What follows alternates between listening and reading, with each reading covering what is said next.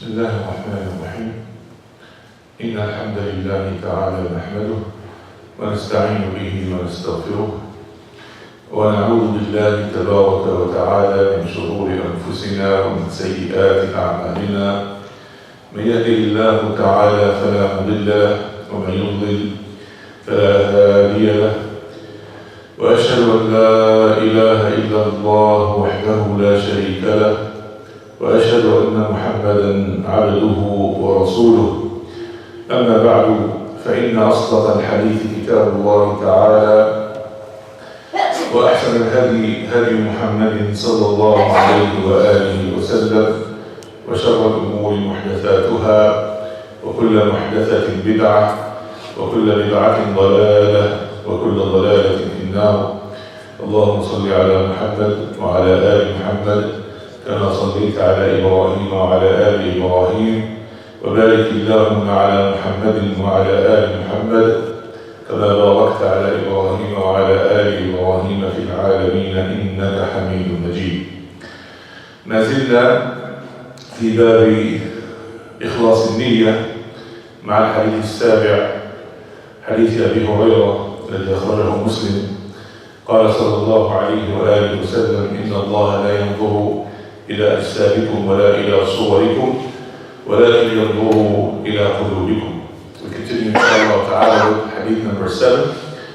The Prophet ﷺ said in the hadith of Abu Hurairah, collected by Muslim: Verily Allah does not look at your bodies, nor does He look at your shapes, but He subhanahu wa ta'ala looks at your hearts. Another narration في رواية أخرى لأبي هريرة: ولكن ينظر إلى قلوبكم وأعمالكم. Allah Ta'ala looks at your hearts and He looks at your deeds. وقلنا فيما ذكرنا في تفسير ابن عثيمين رحمه الله تعالى أن المدار كله مدار هذا الدين على ما في القلب. That subhanallah, this whole religion revolves around what's in the heart. What is the intention? Because Allah subhanahu wa ta'ala looks straight at your heart and what's in it, and what kind of intention you have in your deeds. And if you remember, we mentioned two people doing the same deed at the same time, in the same place, and in the same circumstances, but because of the intention, one of them could be rewarded for that deed, and the other will incur a sin instead for the same deed, subhanAllah. And we left it off yesterday speaking about hadith of the Prophet ﷺ, hadith of Umm Salama, الذي أخرجه أبو داود. النبي صلى الله عليه وسلم يخاطب أصحابه قال: إنما أنا بشر وإنكم تختصمون إلي، ولعل بعضكم يكون ألحن بحجته من بعض. That verily you come to me with your quarrels, and I have to judge between you, and I'm only a human being, so maybe one of you would be more eloquent than the other in presenting his case. فَأَقْضِي لَهُ عَلَى نَحْوِ مَا أَسْمَعُ مِنْهُ, and I will judge in his favor based on what I hear from him. فَمَنْ قَضَيْتُ لَهُ مِنْ حَقِّ أَخِيهِ بِشَيْءٍ فَلَا يَأْخُذْ مِنْهُ شَيْئًا فإنما أقطع له قطعة من النار. نسأل الله العفو والعافية. So whoever I judge in his favor, but he happens to be the right of his brother, let him not take anything from it, because otherwise I'll be cutting for him a piece of the hellfire. We seek refuge in Allah subhanahu wa ta'ala from this and from the hellfire. والله سبحانه وتعالى يقول: أفلا يعلم إذا بعثر ما في القبور وحصل ما في الصدور. SubhanAllah, does the son of Adam know, or does he realize, or does he think about the day that Allah subhanahu wa ta'ala will disperse that which is in the graves? Meaning all the people will be dispersed and they will come to be resurrected, and Allah subhanahu wa ta'ala will seize that which is in the hearts. And that's the reckoning with Allah subhanahu wa ta'ala is based on what's in the heart, what was concealed, what we're able to conceal from the people in the life of this world, that's in the heart, not what we were showing, subhanAllah. Because a person, like I said yesterday, it could be, subhanAllah, showing the best of himself. And it is from human nature that we always give the best presentation of ourselves, the best representation of ourselves. But subhanAllah, what is in the heart, that's what Allah subhanahu wa ta'ala judges upon. Then Shaykh Ibn Uthaymeen touched upon a very important aspect of this, and that is the ones that believe in Allah in the last day, but subhanAllah, they have doubts in their hearts. And wallahi, you'd be surprised, many are they from this ummah, that when you talk to them, they have doubts about the matters of the unseen. That is why Allah subhanahu wa ta'ala, in the beginning of Surah Al-Baqarah, He praised the ones that believe in the unseen. Allah ta'ala says, Alif Lam Mim, ذَلِكَ الْكِتَابُ لَا رَيْبَ فِيهِ هُدًى لِلْمُتَّقِينَ مَنْ هُمْ هؤلاء يا رب الذين يؤمنون بالغيب. هذا هو الشرط الأساسي والأول، أن تؤمن بالغيب، يعني الإيمان الكامل التام الذي ليس فيه شك ولا ريب، ثم يقيمون الصلاة ويؤتون الزكاة ومما رزقناهم ينفقون. فمدار الأمر الإيمان الذي في القلب. So these people that Allah Ta'ala praises, Alif Lam Mim, that is the book in which there is no doubt. It is a guidance for the pious ones. Who are they? The ones that believe in the unseen. The very first condition, because Allah subhanahu wa ta'ala is from the unseen. The Jannah is from the unseen. The hellfire is from the unseen. And for the ones that did not see the Prophet sallallahu alayhi wa sallam, only heard of him, like our case, he is from the unseen. And subhanAllah, if you don't believe in the unseen, then there's a problem, there's a serious problem with your aqidah, there's a serious problem with your belief to start with. That's why subhanAllah, Allah subhanahu wa ta'ala, He praised the ones that believe in His ayat that have to do with the universe that we see, and of course the ayat that have to do with the unseen. يقول الله عز وجل إنما المؤمنون الذين آمنوا بالله ورسوله ثم لم يرتابوا. The true believers are the ones that believe in Allah subhanahu wa ta'ala and His Messenger, and they have no doubt whatsoever in that particular belief, subhanAllah. وهذه الشكوك طبعا هي من فعل الشيطان ومن قذف الشيطان ومن وسوسته لابن آدم. As you know, the shaitan has many doors and many tricks that he uses on the sons of Adam. And the tricks that he will go and use in churches and places like that are very, very different from the tricks that he will come and use in the masajid. And the tricks that he uses with non-believers are completely different from the tricks that he uses with the believers. And of course, all of us know that the shaitan is the number one enemy of the son of Adam. And subhanAllah, they say that the biggest trick that the shaitan pulled off is to convince people that he does not exist. And believe me, there are some Muslims, and I've met some of them myself. When you talk about the shaitan, they say, don't talk about the shaitan. The shaitan does not exist. It is, wallahi, literally, this person told me, and he's a Muslim, was born and raised as a Muslim. He prays, he goes to Jum'ah, and he's in his 60s. He said, don't be talking about the shaitan. It is, it's the negative side of ourselves. There's no shaitan. Serious? No, I'm serious. There's no shaitan. It's like it is Allah does not want to hurt our feelings. And He told us that, about the shaitan, but actually it is a part of the negative side of ourselves. So there are literally people that, subhanAllah, who convince them of this. It is the shaitan, is the one that convinced them, subhanAllah. So the shaitan has taken an oath upon himself that he will mislead all of the sons of Adam because of the incident that, as they call it, the original sin. But subhanAllah, you'll find that the people of the book, the previous nations, that part of the reason why the shaitan is the enemy of the sons of Adam, why he hates Adam and his offspring so much, is missing from their books. The incident that Allah subhanahu wa ta'ala gave the order to the malaika, the angels, to prostrate to Adam alayhi salam. Allah subhanahu wa ta'ala spoke about this in many places in the Quran, but in Surah Sad, يقول الله عز وجل إذ قال ربك للملائكة إني خالق بشرا من طين فإذا سويته ونفخت فيه من روحي فقعوا له ساجدين.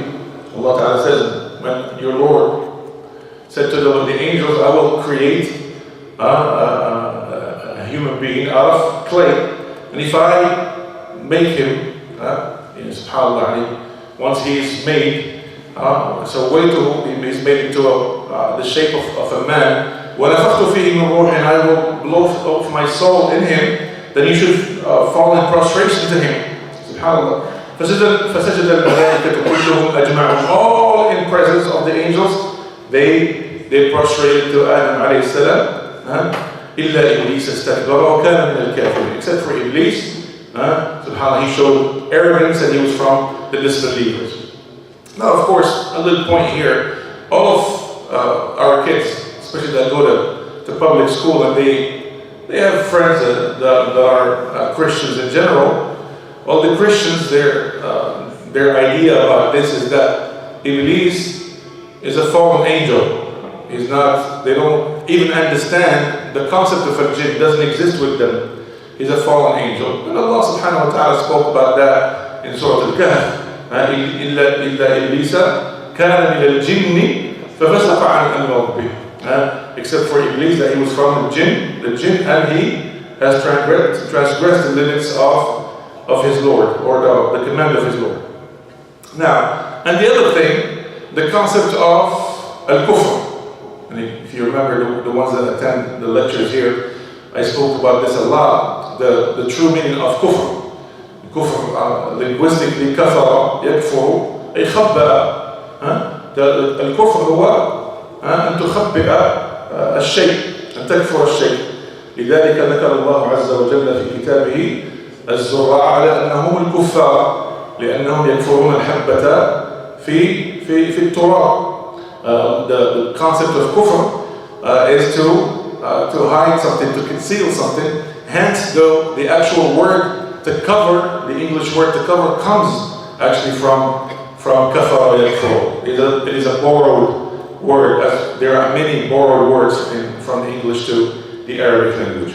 So, and this explains the true meaning of al-kafir. Al-kafir is the one that knows the information, has the information, knows the existence of Allah subhanahu wa ta'ala, but he tries to hide that information from people. And that explains how Allah subhanahu wa ta'ala called Iblis al-kafir min al-kafirin. How can he be from the disbelievers? If we translate it as disbeliever, well, he actually he was there with the angels. He saw the creation of Adam, and Allah subhanahu wa ta'ala spoke to him. And he knows the existence of Allah. How can he be from the kafirin? But he's from the kafirin because he tries to hide that information from people. He tries to lead people astray, convince them that there is no Allah, that there are no prophets, and so on and so forth. قال يا إبليس ما منعك أن تسجد لما خلقت بيدي أستكبرت أم كنت من العالين. 4 minutes. Allah Ta'ala says, yeah, Iblis, what prevented you from prostrating to that which I created with my own hands? Are you from the arrogant ones? You think you're higher, you're better? SubhanAllah. قال, and this shows us this combination that wallahi, all of us should avoid at all costs. The most deadly combination that a person could have, and that is arrogance and ignorance at the same time. Have both of them, it's a deadly combination. قال أنا خير منه. I am better than him. Arrogance. خلقتني من نار وخلقته من طين. You created me from fire and you made him out of clay. Ignorance. He showed arrogance, I'm better than him. And then, what makes you think, why do you think that clay or fire is better than clay? Why? In showing absolute, subhanAllah, ignorance. So, a deadly combination. Someone that has that, may Allah subhanahu wa ta'ala protect us. قال فاخرج منها. Allah Ta'ala kicked him out of His mercy. فإنك رجيم, for verily you are accursed. وإن عليك لعنتي إلى يوم الدين. And you have, subhanAllah, my curse is upon you until the day of reckoning. And we're coming to the point why I mentioned this ayat. قال سبحانه قال ربي فأنظرني إلى يوم يبعثون. Allah Ta'ala said, oh Allah, give me respite until they are resurrected. قال فإنك من المنظرين. You want respite until the day of resurrection? You got it. And subhanAllah, إلى يوم الوقت المعلوم, until the day that is determined, that is predetermined by Allah Ta'ala for the qiyamah to start. قال فبعزتك, this is the oath that he took upon himself, هذا العهد الذي قطع على نفسه. فبعزتك وانظر سبحان الله يحلف بعزة الله تبارك وتعالى, يعني subhanallah, and he swears an oath by the might of Allah subhanahu wa ta'ala, لأغوينهم أجمعين, I will confuse them and mislead all of them. إلا عبادك منهم المخلصين يا الله. وفي رواية المخلصين, والمخلص سبحان الله أعلى من المخلص, المخلص أعلى من المخلص, وكلاهما في كتاب الله عز وجل. In this riwayah it says المخلصين, the ones that are chosen above everyone else, والمخلصين, the ones that subhanallah they have ikhlas, they have sincerity to Allah subhanahu wa ta'ala. So that goes back to what's in the heart. To have ikhlas for Allah subhanahu wa ta'ala, you have to have purity of the heart, and there will be no doubt whatsoever in your heart if you want to be in that category. Inshallah ta'ala, we will continue bi'idhnillahi tabaraka wa ta'ala in this same talking about the animosity of the shaitan, and as the tricks that he tries to pull, especially with the believers, and try to make them doubt about some tawabit, some fundamental things of the aqidah. And we have to understand the ikhwan. And I'll close with this inshallah ta'ala. Our religion is aqidah first. That's why Allah subhanahu wa ta'ala speaks about iman, faith, before good deeds. So the aqidah has to be sound. For any good deeds to be accepted, your aqidah has to be sound. Then after the aqidah comes the ibadah. That for your ibadah to be accepted, for your worship to be accepted, it has to be in accordance to the way of Muhammad sallallahu alaihi wasallam. You cannot come up with new things and say, I'm going to worship Allah this way or that way. Otherwise Allah could have sent us a book for each of us to read and say, do it the way that you're comfortable with. Allah subhanahu wa ta'ala sent prophets and messengers to show us the way. Because Allah subhanahu wa ta'ala, there is a particular way that He wants to be worshipped, and He will not accept any other way. So the aqidah first, the ibadah second, and then when those two are sound, then al-mu'amala comes in third place. But it is as important that because subhanAllah, on the day of reckoning, Allah subhanahu wa ta'ala could very well forgive your transgressions against Him. But if you transgress the limits of other people, if you oppress others, then there's a good chance they will take your hasanat. We ask Allah subhanahu wa ta'ala to protect you and I, to make our aqidah sound, to make our ibadah in accordance with the way of Muhammad sallallahu alaihi wasallam, and to make us good to others. As subhanallah, the hadith of Anas, لا يؤمن أحدكم حتى يحب لأخيه ما يحب لنفسه. أقول قولي هذا أستغفر الله لي ولكم. سبحانك اللهم وبحمدك أشهد أن لا إله إلا أنت أستغفرك وأتوب إليك. الحمد لله رب العالمين وجزاكم الله خيرا.